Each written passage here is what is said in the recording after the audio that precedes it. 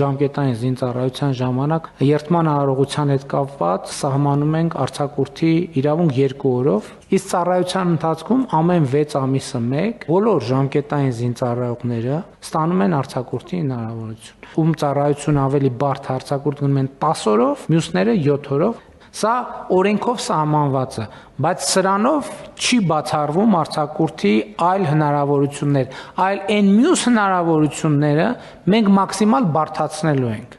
Այսինքն որոշումների կայացումը այդ մասնավոր դեպքերում արձակուրդների արդեն հնարավորինս տանելու ենք դեպի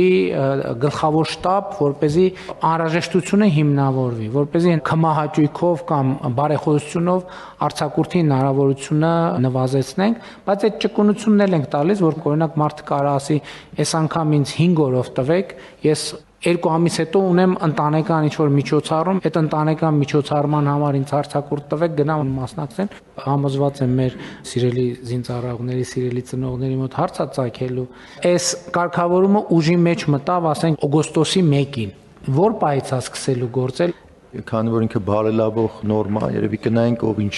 ծառայության ժամկետը անցե եւ տրամաբանություններ, որ մասնանք, եթե չենք տվել, չի ունեցել այդ բանը, միգուցե այդ մի մասով տանք արձակուրդ։